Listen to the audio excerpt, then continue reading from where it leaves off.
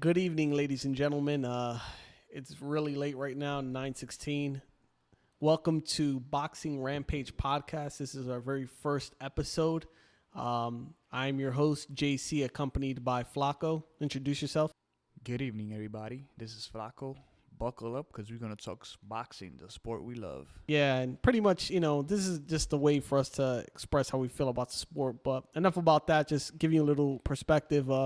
We're out of Charlotte, North Carolina. It's 9:17 right now, so let's just get right into it. We also represent New York, brother. Yeah, we're New Yorkers, but a lot of transplants here. That's not uncommon. So, a little bit about myself. Well, we'll get to that later. Pretty much, let's just get started. What do you want to start with? What topic do you want to start with? Well, let's start talking about the pre-fight that just happened this weekend. Danny Garcia versus my boy Brian Cousin from Colombia. Talk about Sammy Vargas. Sammy Vargas. Sammy Vargas. Who Vargas? Hey, he was a step up opponent. He's an opponent for him to get rounds in. I mean, look good. Let me just say off the bat, I'm a Danny Garcia fan.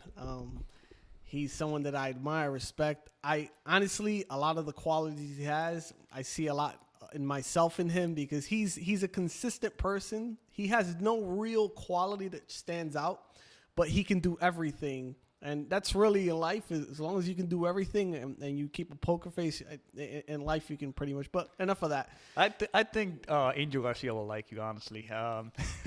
What can I say? Danny's a good kid, and when he started his career, I liked the kid, but he just got I don't know. Like every time he gets to that point where he's supposed to excel, he just come out short, and that's what happened in the Guerrero fight, and even on the Peterson fight, I think he came out short, but that's just my opinion. But let's go and talk about the Samuel Vargas fight. Well, yeah, pretty much he started the fight. I mean, Danny was throwing hellacious shots. I mean, pretty much, hooking. You could just hear the sounds to his punches. They kind of remind me of Canelo when he hits. He pretty much broke him down. He knocked him down, I believe, in the second round. And, he could have finished him, but I think the main point was he wanted to get rounds in. It could have been an easy victory, but I just think he just wanted to, remove that ring rust. But Sammy Vargas, I mean, he's a very formidable opponent. I mean, he's not top 10. I'm going to give him that. And I'm not saying he's not good. I'm just saying that, he came to fight the best fight he could fight. So that's all. How can you just say this, brother? This guy just came in for a paycheck. As soon as he landed the first punch, he couldn't even. Oh my God!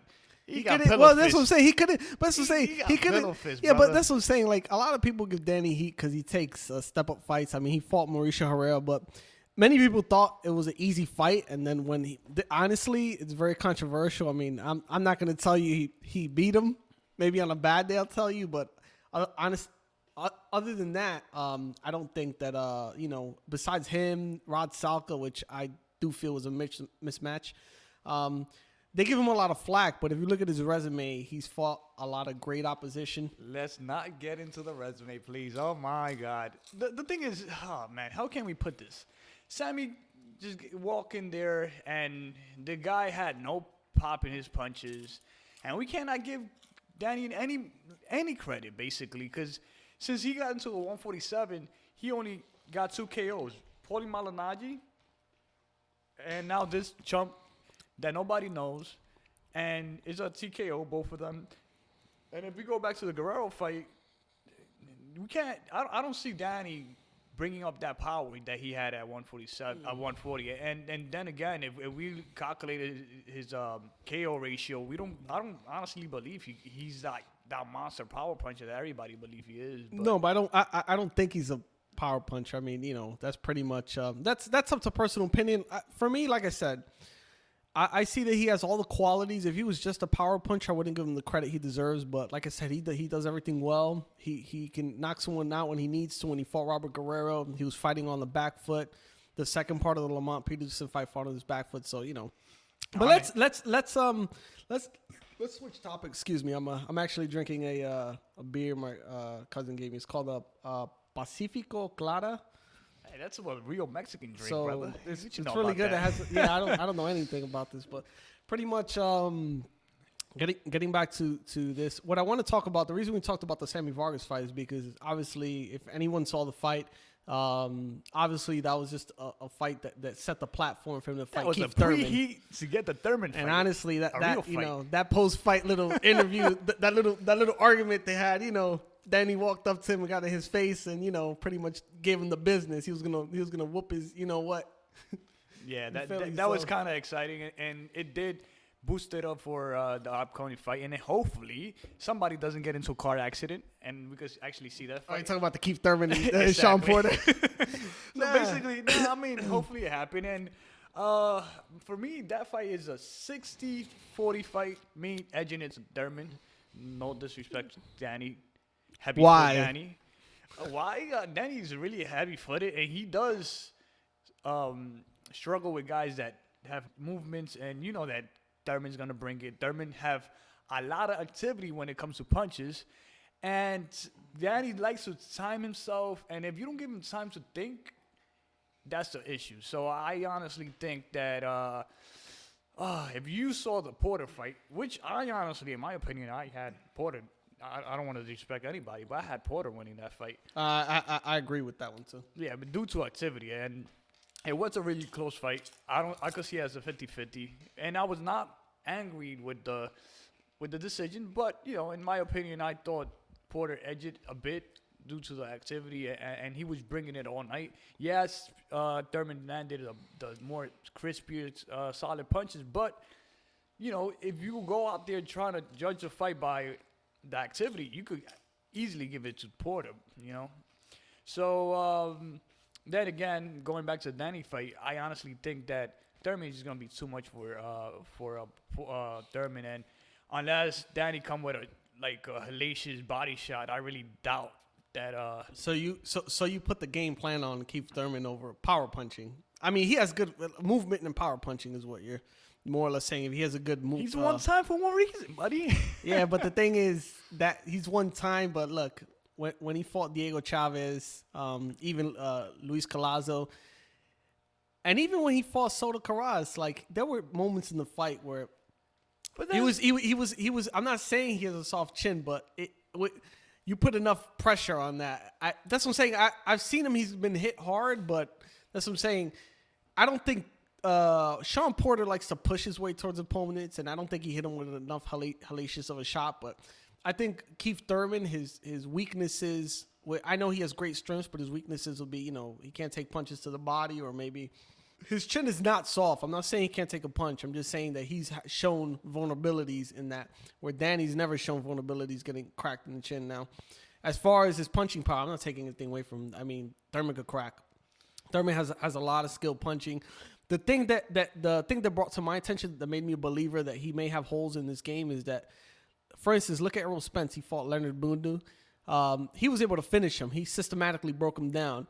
Keith Thurman felt maybe when he was in danger. Yeah, he won the fight. I'm not saying he can't win the fight, but I feel that whenever he feels he's in danger, he's not going to step on the gas and try to finish the opponent. And obviously with a guy like Danny, his whole game plan is to punch with you and try to counterpunch you. So I don't know how he's going to handle someone that not is going to overwhelm him. Because I know Sean Porter overwhelmed him, but somebody who's gonna crack not as hard as he, but can have some significant power that could give him problems in the fight. Well, Danny Garcia does get credit for overcoming these so-called close fight and pulling the upset, and that's the same thing with Keith Thurman. If you give Keith Thurman all those little episodes that you show up. Of previous fights like Chavez and et cetera, he did overcome those issues. It was like when Mayweather got punched by Mosley. Yeah. He was hurt, and he overcame it. He hugged himself to death. Exactly. When Maidan, after the third round, he was all wobbly and went to his corner. He came back and played another game plan. Made adjustments, yeah. And that's the word. It's adjustments. That's all that Keith Thurman got to do. Adjustments. So if he were able to adjust in all his fights, he's gonna adjust against Danny Garcia. Danny Garcia is not gonna be enough of a fighter if for him to beat Thurman. Yeah, Sorry. I have my I have my money on him, but let's switch topics. There was I think it was in the undercard. I really liked that fight a lot. The fight with Javier El Abejon Fortuna. I forget who he fought. He fought just if you could fact check real quick over here on the PC just to see who exactly he fought. But I just love the movement, man. Fortuna has, man. That guy just in and out. It was a great fight for people that didn't see it. Hopefully you can catch it on YouTube or maybe it's on PBC, PBC Boxing Online. That was a really good fight. I mean, he got dropped, I want to say, in the first round. Yes. And, part of me was like, oh, man, like maybe he didn't take the fight serious enough. But I want to say his name was Omar Douglas. Yeah, pretty much. The guy had a lot of power, man. Yeah, he did. And the thing about Fortuna is that he's always like on he's tippy-toeing in and out, and he's always moving around. And when you're fighting in that kind of style, and it's similar, I'm not gonna say similar, but it reflects into what Manny Pacquiao, that kind of style. When you come jumping in, jumping out, and you get hit, you could get hit hard, and at the time lose your balance, and you go down. But Fortuna had me kind of worried in that first round, but he overcame. I think he had the better rounds, the better movements, the better punches selections, and he did a great job. And it was a close fight, but I think Fortuna got the decision, and the right guy won that night. So I can't complain about that. Yeah, no, definitely. I believe that knockdown in the first round really set the pace for the fight. And another thing I thought, he was really fast. Like, it's just not fast, but just quickness. Fortuna's reflexes were so fast as far as he would come in and he would pretty much know the right time to come in, let off his shots, then work angles. The other guy, he knew how to cut off the ring, but just like I said, Fortuna was just lighter on his feet and just, obviously moving his body, working his waist angles. So yeah, and another thing is that Fortuna was always first, and that's what gave him the fight. He was always first. He was always upping him, and he did what he had to do in order to win that fight, and he did. So what do you think is next for Fortuna? I think a rematch with Sosa. Honestly, in that Sosa fight, if we want to go back to the Sosa fight, I think that was a premature stoppage. I think, he was winning the rounds. He was actually winning that fight. So they should have at least gave him the count instead of stopping it right away. So basically, they should rematch Sosa. And Sosa actually looked impressive in his last fight against Smith. That was, I don't know if you got to catch that one fight, but that was a really interesting fight to watch. So if you haven't, that's a fight that I will recommend. Yeah, he's an exciting fighter, and that's the thing. He only has that one loss, and I think as far as him, he should find a way to get a rematch on that, because like I said, sometimes you go in, it's not your night, But as far as him, I think he should fight Sosa. Like I said, there's no reason not to. A loss. Sometimes fighters, and this is what the current sport of boxing is. A lot of fighters think a loss defines them and it's not good, but the greatest fighters ever have losses on their records. You look at guys like Bernard Hopkins, you look at the Manny Pacquiaos, they all have losses. And look, who I'm going to mention right now. It wouldn't be a podcast if we didn't mention Mayweather, but a lot of guys try to emulate that sort of career, and it works for him because he knows how to market himself. But as far as being undefeated, a lot of fighters, they get set back, or even the public. A lot of the public, they look at a guy with a loss and they don't think he's worthy anymore. But like I said, the best fighters all have losses because part of the sport of boxing is you want to push yourself. You want to take it to the next level, and if you're not like the Kell Brooks or the Amir Khans of the world and try to go up to 160 and challenge yourself, and hey, you win some, you lose some, or you push yourself and you push yourself to the limit, then you'll never know. So my favorite boxer was Salvador Sanchez. He had early defeat on his record, and sorry for him losing his life so early. We couldn't see his greatness. And Bernard Hopkins had been one of my favorite fighters of all time. Definitely one of my favorites. And he lost his first debut fight. So, yes, we got into, but that's something that Mayweather sold to us, that he was great because he was undefeated, and to this day he's undefeated, and hopefully he don't come back because nobody Yeah, wants to see hopefully, yeah. I mean, that. I still want my $100 back from that fight. yeah, we're all owed money. Well, I don't But think we we'll are get back. we are about to set back to a rematch, basically, because what we're gonna get with Kovalev Ward could turn into a Mayweather Pacquiao too, depend on the style. Let's talk about that, man. That's a really important topic we need to talk about. So as far as Andre Ward, moving up to light heavyweight to fight Sergey Kovalev. Honestly, and a lot of people are gonna go against me what I say, but I got Andre Ward winning. A lot of people say, due to Kovalev's power, he's gonna stop him. But there's something about Andre Ward is this, I don't even think it's his power. Basically, I got a lot of respect for Andrew Ward. He proved himself in the Super Six. He's a gold medalist. What else can you ask for the guy, But his inactivity, oh my God, that stuff drives me nuts. When you're trying to be a fan of a guy, even if you tried and he's not fighting, and when he fights the brands of the world. Oh man, how can you support this guy? Pun intended.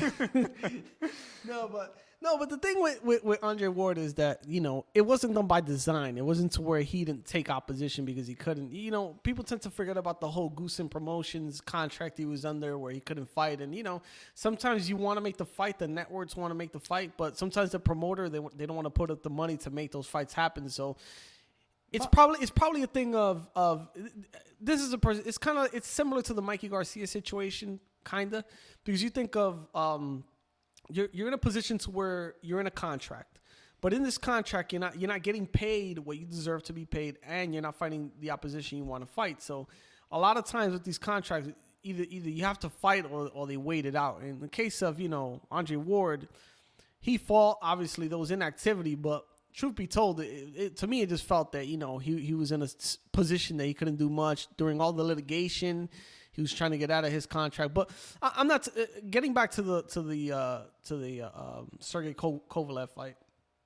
It's a thing to where I feel that he wants to prove to the world, and honestly, I think he wants to be the pound for pound fighter. I think he wants to be the number one, and honestly, with this fight, I think he can be the number one pound for pound fighter. I do not disagree, but when Andre Ward, and yes, we're gonna give him the benefit of the doubt and say his whatever contractual issues brought him. He came back. He fought Rodriguez, my cousin. Got my love for him. Rodriguez with the bombazo. Yeah, with the hooks. Yeah, so he fought Edwin, and I don't blame him for that fight because Edwin was actually somehow, I don't know how he got to top 10. He was actually ranked number 10. Who knows? But after that, miracles happen. Miracle happens. Yeah. After that, he came back and fought Paul Smith. And, he was calling Triple G name, my boy Triple G. Yes, I'm a Triple G fan. And he was calling out Triple G, but Miguel was calling him out. And he have never answered those calls, And no, I think the Triple G fight could have been made. I honestly think it's just, there's a thing. The whole thing with Andre Ward is that Rock Nation, his promotional company, they're building him up little by little, as far as it being a marketable fighter. And obviously, the fight he's taking now is going to put him on the map, Hopefully, if he does win this Saturday, then he'll be a more notable fighter. But I think what the whole Triple G situation was, that fight could have happened. I just think sometimes with money and, obviously Andre Ward feels he's obviously better than him. But as far as star power, I think Triple G is more of a star. He has more pull when it comes to negotiation. That's why I think that fight didn't happen in that respect. But getting back to him, I believe that Rock Nation should do a better job than just put Weesing and Jandel on these cards, because if what was up with that dancing in that video? It was like a lot of, I don't know, it was like transgender, erotica, like I don't know what that was. It was like dudes dancing dressed as women. Like I don't know. I love JC, but JC got to do a better job promoting his boxes, man. I mean, God damn, like, what are you doing, JC? He's probably busy with a little Blue IB at home. I don't know what's going on. But I believe, I mean, maybe you're right. And I would give all the respect to Andre Ward if he does beat Kovalev. But at the end of the day, I believe that his inactivity is gonna get to him, because we don't know if the same Andre Ward from Super 6 is gonna show up that night. Yeah. We are not sure about that. And me personally, I used to think that Kovalev was sloppy, that Bernard Hopkins was gonna beat him, and he proved me wrong. And I believe that on the night of the fight, Kovalev is gonna be a bigger man. I do believe it's gonna be a close fight, a real hard fight to judge. If it goes on the way I expect it to go, because I don't want it to be a sleeper and Andre Ward just become that Super Six style and come in board of to death like Mayweather Pacquiao. So hopefully Kovalev show up to fight and he brings it the way I wanted to bring it. He comes up with a jab. He doesn't allow holding. Effectively use that jab. And exactly. Just, so that's the key. And John David Jackson's done a great job with that. So and hopefully he'll be able to hurt Ward and and he'll probably edge. And I'll say maybe late knockout. Ooh, I don't know. That's that's a tall order. I can see him beating him, but this one of the reasons I pick Ward over Kovalev is because I'm gonna go back reference Bernard Hopkins, but when Kovalev and Bernard Hopkins fought, one of the things that Bernard Hopkins didn't have was the speed and the quickness to handle Kovalev. Like he would let off combinations, but Kovalev will always beat him to the punch. And I know for a fact, I could just look at them at the ring that, that Ward is a much faster guy, quicker guy. He didn't look fast against Alexander Brand. I don't know. No, but that's what I'm saying. Some people just it just depends off what kind of night they have. Because look at Kovalev with Chilemba. That's what I'm saying. He did, but that's what I'm saying. He did. It could have been a better fight, but he looked awkward that, and I'm not judging him off of one fight. Chilemba's Herrera of the light heavyweight. So he's the awkward guy. Yeah, really awkward, and nobody have ever looked good. He have never been KO. You gotta see those other things, Hey, you gotta give the guy the credit. Chilemba's a hard guy to beat, and I think that Andre Ward would have not looked as half of a success. That's what I was looking for. That Kovalev had. So let's see. Let's see the outcomes of the fight. But I do have Kovalev winning. All right, man. That's what I'm saying. We'll see. Saturdays. Where's the fight? Did they say where that is? I think it's it's on the T-Mobile. Yeah, T-Mobile, Tommy Mack Center in Vegas. Yeah. So let's see, man. Like I said, I have him, but like I said, I just don't see Ward being so careless as to getting knocked down. But that's what I'm saying. We don't know. Like it's for me, I see that fight kind of like the whole do you remember the Terrence Crawford fight against Victor Postol? Like, pretty much if he can find the way to control that range, then he should be in a good position. But like I said, that's to that. But let's talk about other topics in boxing. What's going on in the what do we have here? What you want to talk about? What's on that undercard? The Kovalev versus Clarissa Shields is going to do her debut. I don't think they're going to televise it, but, I support Clarissa. She is a two-time gold medalist. She have done something a man haven't been able to do in boxing, and that's accomplished 2 gold medal. Yeah, have mass support for her, and hopefully she do well. I don't know who her opponent is. I don't know. As last time I checked, it was to be announced, but on that undercard. So do you think that Triple G is gonna fight Jacobs or?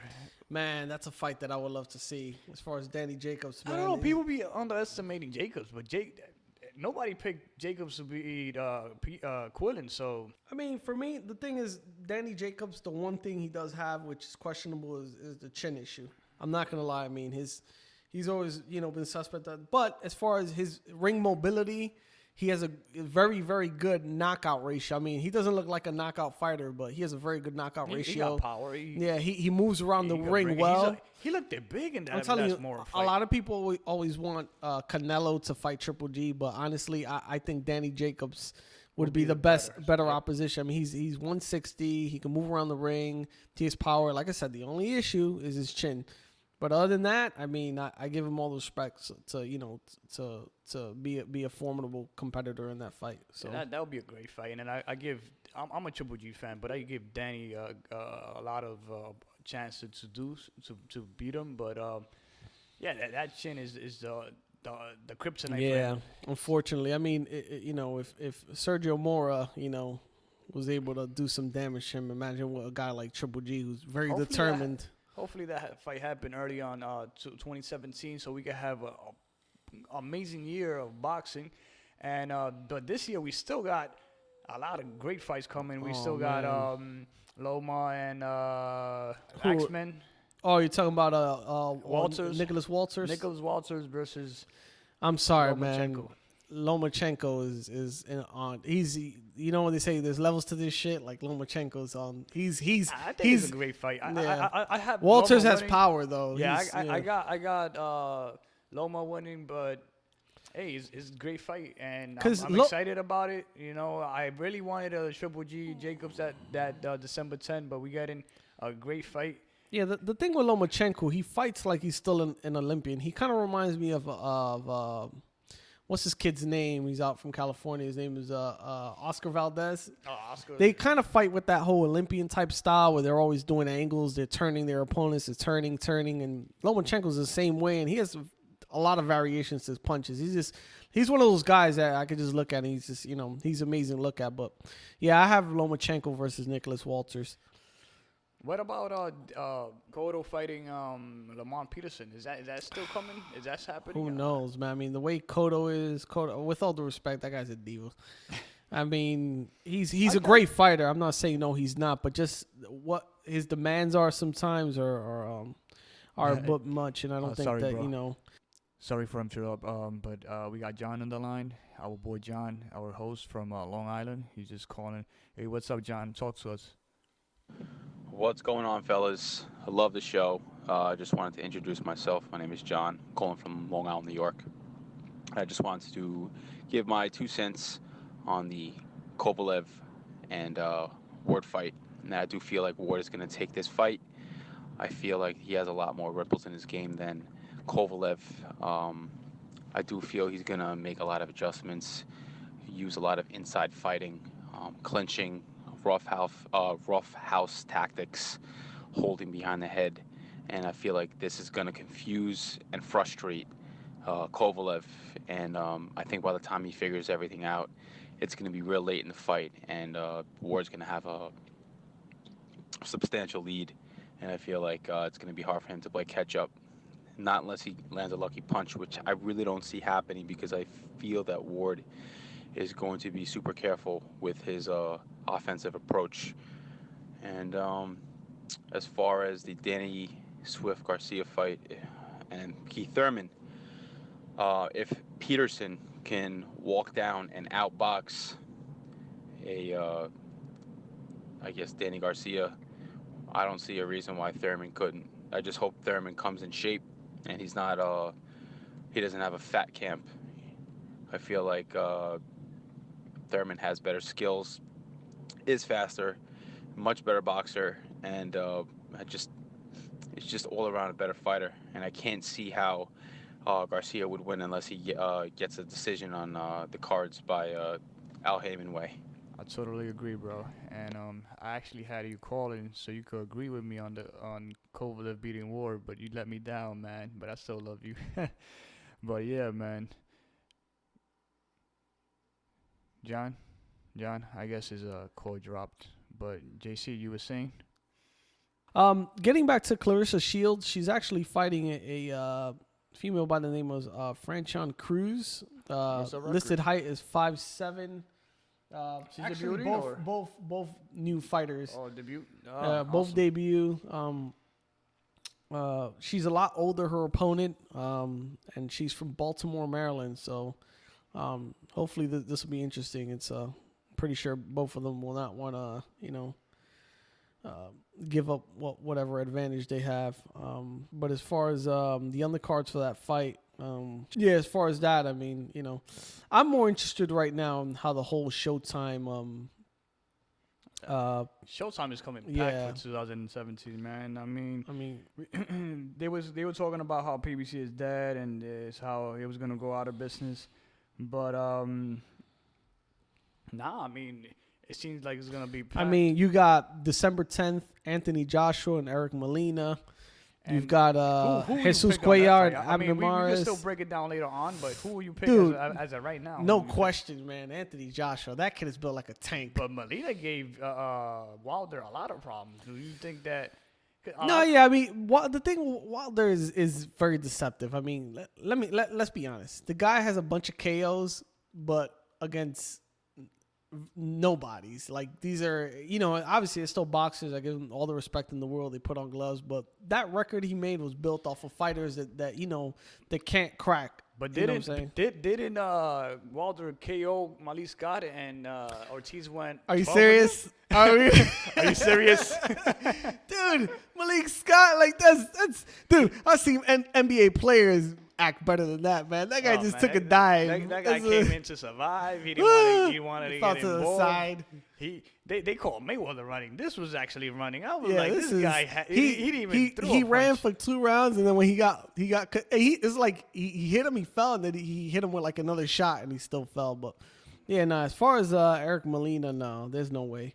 That guy, I mean, Eric Molina is a good opponent. I'm not saying he's not. He has a good work rate, but Anthony Joshua is just a monster. I mean, that guy could crack. He hunts you down. Like, I see no, honestly, as far as heavyweights, I consider him better than Deontay Wilder. Like, he's on another level. He's just so strong. Like, just physically will overpower a lot of his opponents. And hopefully, in the future, that happens. But as of right now, The thing that worries me about Wilder is he kind of looked chinny and he kind of wild. And the other thing as well, yeah, his fundamentals aren't there. But as far as his power, I mean, he's breaking his hand. It's sounding more like Mayweather every day. Yeah, I mean, if he keep hurting his hands like that, I don't see his career going that much further. But didn't I hear rumors of Wilder trying to make a fight with Fury? And I'm not talking about Tyson Fury. I'm talking about his little cousin, Huey Fury. And yeah, I heard there's a serious talk about that fight. And actually, I think that's a good fight. Cause Huey is undefeated. He got that kind of style as Tyson, but he's not on the level. He's trying to prove himself. Wilder is coming back from taking injury. advantage of people. Yeah, I mean, yeah, and a couple months back, I will agree with you 100%. But hey, the guy got an injury, and if I do believe Pacquiao was hurt for that Mayweather fight. Mm-hmm. Just draw out your shoulder as soon as you get paid. We gotta believe that Wilder is hurt, and he need a sort of not that of a tune-up, but a decent fight so he could fight Povetkin, Alexander Povetkin. Yeah, Alexander Povetkin. Yeah, I'm really bad with names. No, it's okay, man. I can see the face, but sometimes I can't see the name. exactly. But yeah, as far as Povetkin, man, that fight should have happened. I don't know. They say he was scared or whatever the case is, but honestly, Povetkin is one of those fighters, again, high work rate. He will work you to death. So the thing with Wilder, he's a good fighter. The thing is, Povetkin fighting Stubborn? I heard that news is that Wilder failed Bermain Severn failed I guess the WBC, the new drug test they have. For some reason, he didn't pass, so that fight's not getting made. So he didn't pass or he didn't test. I think it was. Well, let me fact check this because I don't want to give you bad information. A lot of boxers they got dropped for not testing on time. Mm-hmm. And that could have been what happened. Like it says he tested positive for a banned substance. Ooh, yep. ouch. Yeah, so no, well, that's what I'm saying. I think it's just the way the WBC has new rules. I'm with it. And my man Triple G is always on point. Please, I got a monster. No. Well, as I say, he has a WBC title now. So hey. No, but as far as the fights coming up, getting back to that, I have Anthony Joshua beating Molina. As far as Showtime fights, interesting rematch. Jesus Cuellar and Abner Mares. Who do you got for that? Oh man, I mean, I'm a Maris fan, and since he was at the lighter weight, but now and mostly after the Johnny Gonzalez fight, I think he he's not the same anymore. He got the eye issue, and I think Cuellar is too big, too powerful. And I got Cuellar by KO, man. I love Mares. I got mad respect for him, but It's not the same guy. yeah, he's not the same guy. I agree. I don't think that he should have took that fight. I think that he should have gone with lower precision, trying to work his way back up after the what was his kid Santa Cruz fight. Santa Cruz fight, yeah. Santa Cruz was no joke, man. That guy. You ever notice one of my favorite little mannerisms he does is whenever Santa Cruz is fighting, he does that little twitch with his wrist. Yep. He like it's almost like he powers up his shot, and then it's like he twists his wrist with the glove, and pretty much you just see. It was like that cartoon, the Cobra, was it that he shoot from his hand? Yeah, stuff like that. Stuff like that, yeah. So yeah, I mean, I think he should have took it a little bit easier going up again.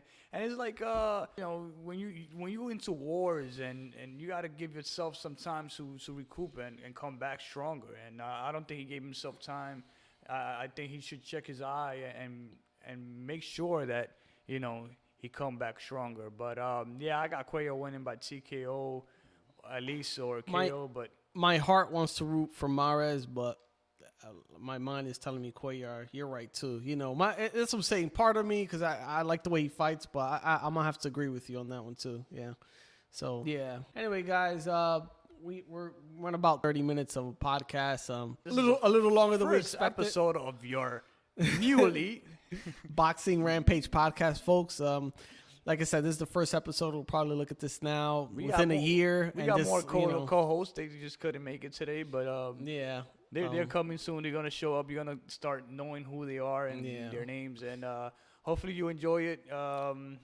And we're gonna hear from us. Yeah, thank you for your time. Yeah, hopefully with time, we'll just any requests you guys have, just let us know. We're still trying to get the website, all that stuff set up. Do you get that email yet, or no, not yet. I don't want to give you bad information.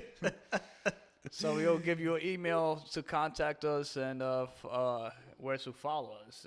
At least they follow us on Instagram? No, not yet. You didn't do your homework, brother. I see you didn't do your homework.